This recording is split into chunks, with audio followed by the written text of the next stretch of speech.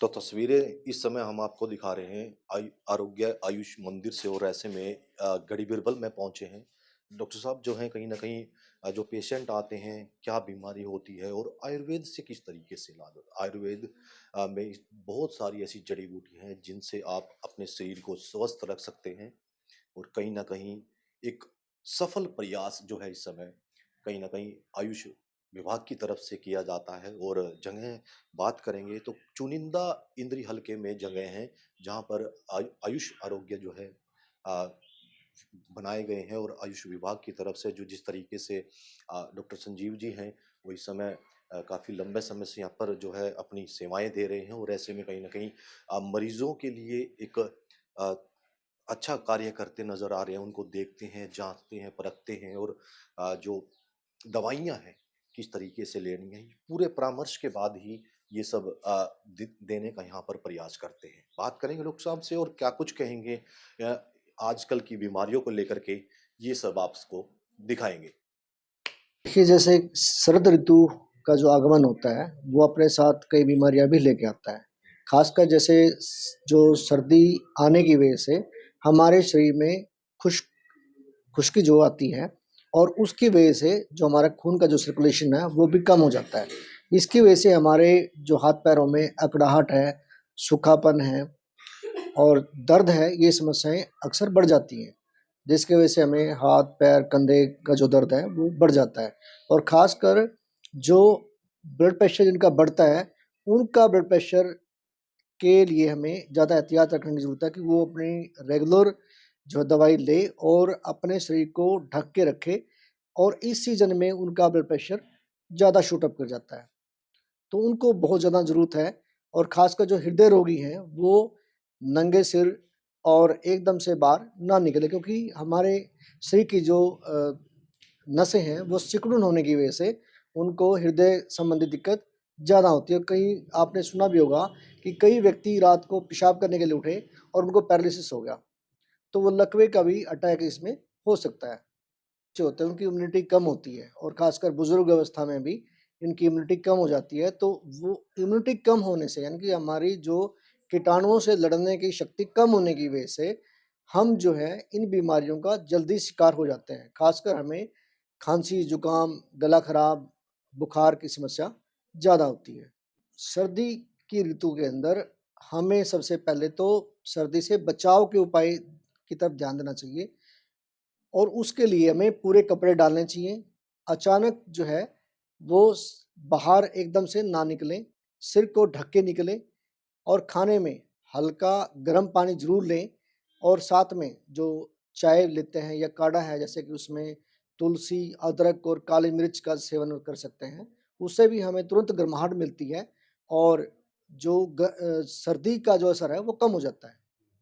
और घर में जैसे कि हमें आयुर्वेद में बताया गया है कि ये जो मौसम है, इस मौसम के अंदर हमें जो हमारी जठराग्नि है, वो काफ़ी मज़बूत रहती है, यानी कि खाना पचाने की अग्नि काफ़ी ज़्यादा होती है। तो इस सीज़न में हम कोई भी चीज़ खाएँगे तो वो सब हज़म हो जाती है। और इस सीज़न के अंदर ख़ासकर जो जैसे मूँगफली है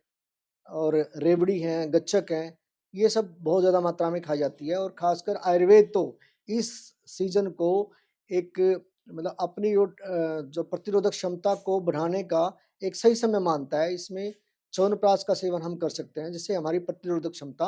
वो विकसित होगी और हमें हम जो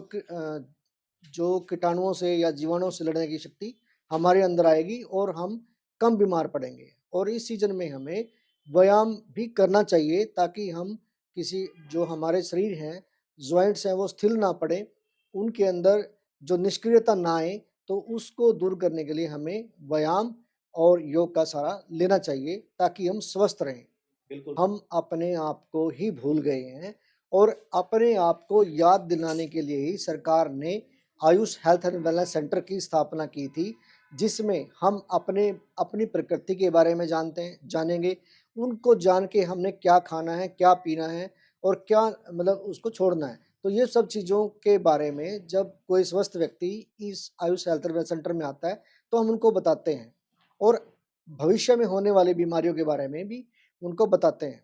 जब सेल्फ केयर की बात हम करते हैं, तो जब हम अपने बारे में जान जाएँगे, तो हम अपना देखभाल कर पाएँगे और इसी उद्देश्य से हम यहाँ पे आयुष हेल्थ वेलनेस सेंटर में एक योग जो है योग सेंटर की भी स्थापना की गई है, जिसके माध्यम से हम बगैर किसी पैसे के अपने आप को स्वस्थ रख सकते हैं और अगर हम रेगुलर एक्सरसाइज करें, योग करें, तो अपने आप शरीर को इतना मजबूत कर लेंगे कि हमें एक तो बीमारी ही नहीं होगी, दूसरा हमारा घर के आसपास ही इलाज हो जाएगा और आयुष हेल्थ वेलनेस सेंटर में जो आयुर्वेदिक दवाइयाँ मिलती हैं, उनका जो दुष्प्रभाव है, वो नहीं है और ये समय के साथ टेस्टेड की हुई हैं दवाइयाँ और ये हमारे हज़ारों साल से जो एक ऋषि मुनियों ने और जो लोगों ने परिश्रम किया है, जिनके माध्यम से हमने इसको टेस्ट कर लिया है और ये बहुत ही नॉमिनल रेट पे ये उपलब्ध हो जाती हैं, तो इसके माध्यम से हम अपने शरीर को स्वस्थ रख सकते हैं। जैसे हम शरद ऋतु इसकी जो ना सर्दी ऋतु की बात करें, सर्दी ऋतु के अंदर बहुत ज़्यादा जो ठंडी हवाएँ चलती हैं, वो अचानक ही शरीर को जकड़ लेती हैं और अचानक ही हमारे शरीर का तापमान जो कम हो जाता है, उसकी वजह से हमें जो वायु के गुण हैं, जैसे उसके अंदर रुक्षता है, खर है और जो ना जकड़ाहट है, ये सब उसके अंदर होने लग जाता है। तो हम इसमें एक अचानक ही हमारे घर के आस-पास जो तुलसी है, अदरक है, काली मिर्च, हम उसको डाल के उसका काढ़ा बना के पी सकते हैं, जो हमें तुरंत राहत प्रदान करता है। आयुष विभाग के अंदर सबसे पहले तो हमारा एक यूनिट है, वो हमारी आशा वर्कर हैं। आशा वर्कर को हमने जो आशा वर्क एक किट में एक बुक दी हुई है, तो उसमें जो घरेलू नुस्ख़ों के माध्यम से हम अपने आप को कैसे ठीक करें, ये उनको हमने ट्रेनिंग भी दी हुई है। तो ये वो घर-घर जाके बताती हैं और ये जितने भी गाँव के जो अ, स घर में एक घर में जाएँगे, एक घर में जाने के पश्चात वहाँ देखेंगे कि वहाँ कितने स्वस्थ पुरुष हैं और कितने बीमार हैं और बीमार में भी उनकी कौन-कौन सी बीमारियाँ हैं और सब वो देखेंगे कि अगर वो बीमार है, तो वो रसोई के माध्यम से ये बताएँगे कि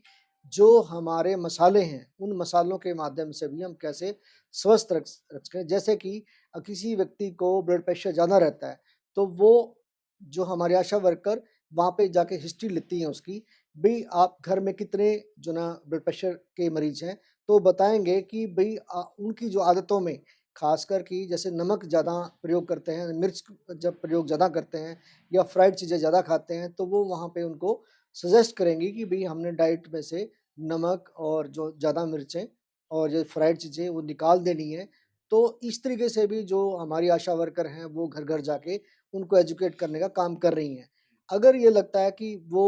जो डाइट के माध्यम से भी नहीं ठीक हो पा रहे हैं, तो फिर वो हमारे पास लेके आते हैं। तो हम उनको दवाई भी सजेस्ट करते हैं और अगर यहाँ पे उसको प्राइमरी लेवल पे उसका इलाज हो सकता है तो ठीक है, नहीं तो हम हमारे आस-पास जितने भी प्राइमरी हेल्थ सेंटर हैं या फिर सीएचसी हैं, पीएचसीज़ हैं या आयुर्वेद के जितने भी हमारे जो सेंटर हैं, ख़ासकर जो डिस्ट्रिक्ट लेवल पे सेंटर हैं या फिर आयुष यूनिवर्सिटी है हमारी, तो वहाँ पे हम रेफ़र कर सकते हैं उनको और वहाँ पे उनको हम जो उनके दोष हैं, उनके हिसाब से ट्रीटमेंट दिलवा के, पंचकर्म के माध्यम से उनका शोधन करवा के इन बीमारियों से निजात दिलवाने का काम भी कर रहे हैं। बिल्कुल। हम करते हैं, अगर वो विरुद्ध हो जाए, यानी कि समय के अनुसार या संयोग के अनुसार वो हमारे विरुद्ध हो जाए, तो उसको विरुद्ध आहार बोलते हैं। जैसे कि एक नॉर्मल सी बात हम बताते हैं आपको, हाँ, जो गाँव देहात में अक्सर जो ना खाने के साथ चाय का सेवन किया जाता है। तो चाय के अंदर जो चाय है, उसमें दूध भी डलता है, ठीक है? और उसमें चाय पत्ती भी डलती है और खाने के साथ खाना जो हम बनाते हैं, उसमें नमक है, मिर्च है, ये मसालों का भी प्रयोग होता है। जो अगर उसके साथ हम उसका प्रयोग करेंगे तो वो संयोग के साथ विरुद्ध हो जाएगा। तो उससे क्या होगा? एसिडिटी की समस्या आपको ज़्यादा रहेगी, आपको त्वचा संबंधी बीमारियाँ ज़्यादा आ जाएँगी, आपकी आईसाइट वीक हो सकती है, प्रतिरोधक क्षमता आपकी कम हो सकती है क्योंकि इनको दोनों के साथ लेने से जो हमारा एक कसाय रस जो है वो ज़्यादा बनेगा, उसकी वजह से हमारी जो इम्यूनिटी है वो जल्दी कम हो जाएगी और ख़ासकर हम जो त्वचा संबंधी बीमारियों की वजह से जो उससे हम अफ़ेक्ट हो सकते हैं और ख़ासकर एक और बीमारी है यूरिक एसिड, जो ये इसके साथ संयोग करके पिएगा तो उनको ये दिक्कत ज़रूर आएगी, यूरिक एसिड उनका बढ़ सकता है क्योंकि शरीर में वायु भी बढ़ेगी और गर्मी भी बढ़ेगी। तो ये जब हमारे पास कोई भी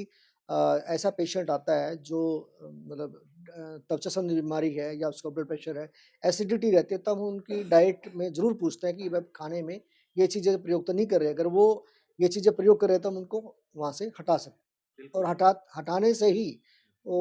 मरीज़ को लाभ होता है। देखिए, जो हमारे आरोग्य आयुष्मान मंदिर का उद्देश्य यही है कि स्वस्थ व्यक्ति और उसके स्वास्थ्य की रक्षा की जाए और बीमार व्यक्ति का इलाज किया सके। इसमें सबसे पहला जो हमारा है, स्वस्थ व्यक्ति के स्वास्थ्य की रक्षा करना है। उसको विभिन्न पम्फलेट के माध्यम से और जो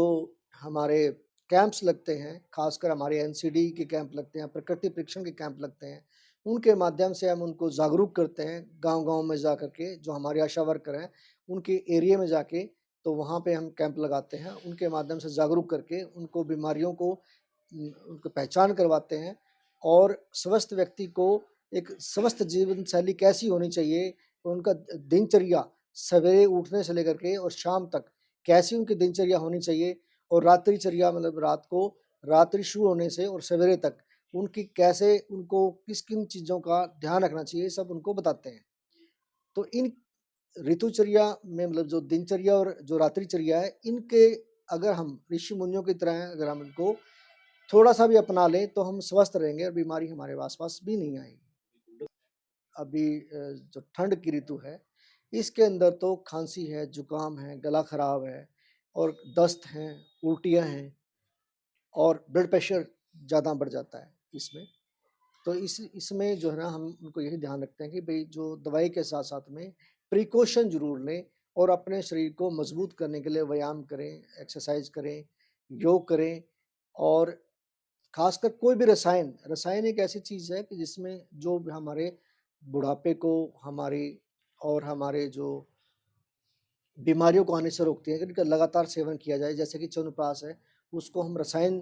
की कैटेगरी में रखते हैं। आंवले का ज़्यादा से ज़्यादा उपयोग हो, गिलोय का ज़्यादा से ज़्यादा उपयोग हो, ताकि हम हमारे जो शरीर के जो फ्री रेडिकल्स हैं, वो बाहर निकल जाएँ।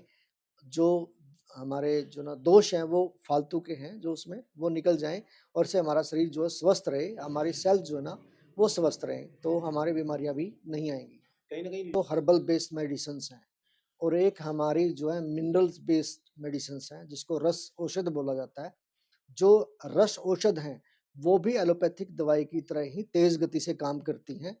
ये एक भ्रांति है कि वो ज़्यादा काम करती है, लेकिन रस औषधियाँ भी उतनी ही कारगर हैं जितनी कि एलोपैथिक दवाइयाँ काम कारगर हैं और उतनी जल्दी ही काम करती हैं। ये हम तो सभी जो हमारे आस-पास के लोग हैं, उनसे सभी से ये जो है विनती करते हैं कि वो आयुर्वेद को ज़्यादा से ज़्यादा अपनाएँ क्योंकि आयुर्वेद में ही जो हमारी आयु का ज्ञान छुपा है, आयुर्वेद को जो हमारे अथर्ववेद हैं, उसका एक उपांग माना गया है, यानी कि उसको पंचम वेद के नाम से भी जाना गया है। अगर हमें आयु का जो ज्ञान प्राप्त करना है, तो आयुर्वेद के पास आएँ, उसका हमें कैसे हित और अहित देखना है, सुख और दुःख आयु कैसे हमने इसको डिफरेंशिएट करना है, कैसे हम किन-किन तरीकों से हम ये काम कर सकते हैं, तो वो आयुर्वेद के पास है और हमारे जो नियर बाई डिस्पेंसरी हैं, उनमें विज़िट करें और उनको जो अपने जितने भी जो प्रश्न हैं, उनको वहाँ पे रखें और उन ऐसे तरीकों को ज़रूर जानें, जिससे हम अपनी आयु को बढ़ा सकते हैं।